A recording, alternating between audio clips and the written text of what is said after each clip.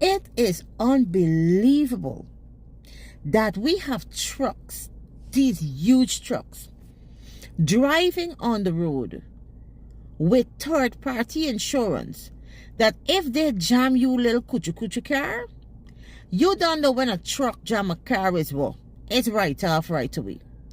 And they are insured a third party that when they damage your car, you can only get like $60,000 off of the claim.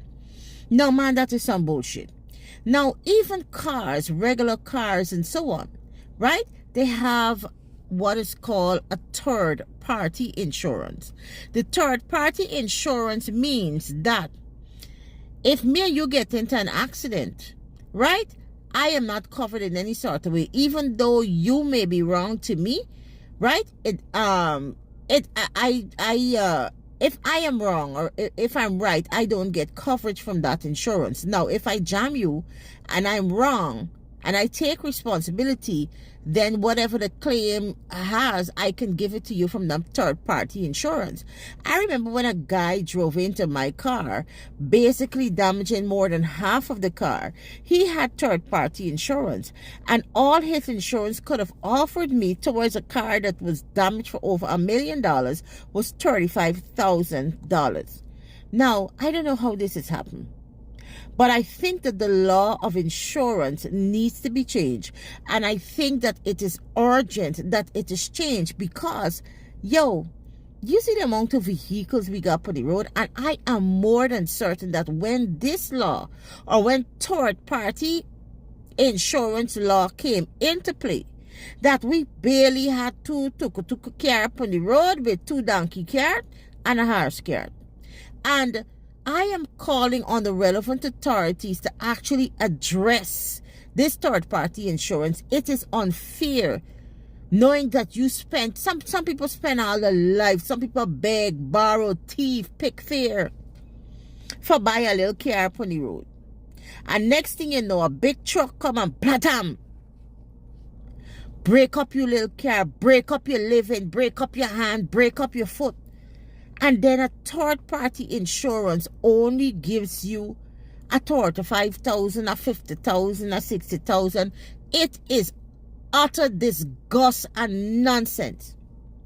I also think that the bigger trucks have to, there's some sort of special insurance that they should have. Look at the amount of truck accidents we've been having on these roads. Look at the amount of truck accidents we have been having. I honestly think that this needs to be addressed, and it needs to be addressed urgently. And I'm asking all the relevant authorities. Now, I know of some lawyers that are insurance consultants as well. So I'm not going to leave this topic here. Let's get together as a people and nation and demand better.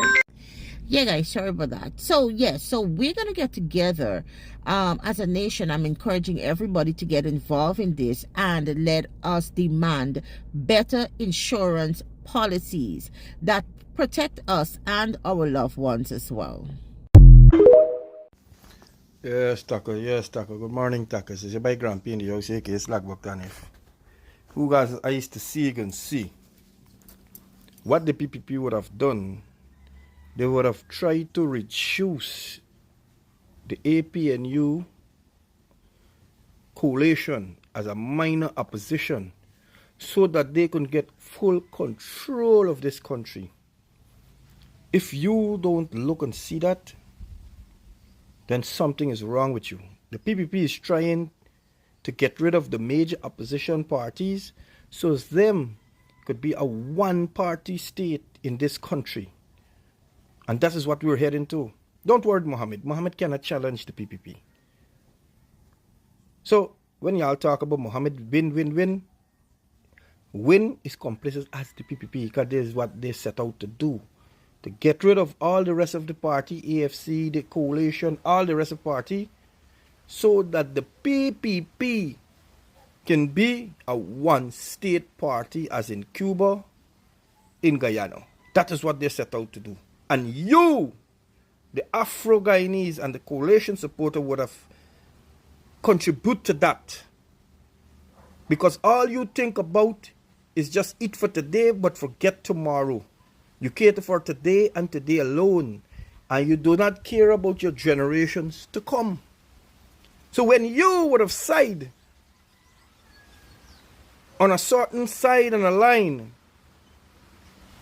after so much years of being marginalized and thrown aside and victimized, you would have sided with the PPP to get rid of the only voice of the people and the only representative of the people that give true representation of a particular set of people in this country, the weak, the poor, the black and the oppressed.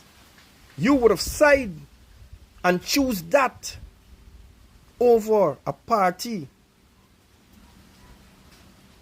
that represents you. You would have sided with that party called the PPP to get rid of a party, your only representative in this country, which is the coalition.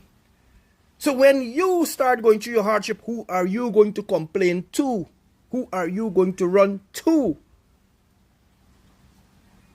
Because you would have put your hands to contribute to the downfall of a party that represents you, the marginalized, the victimized, the weak and the oppressed. So don't come, you don't have anybody to run to now.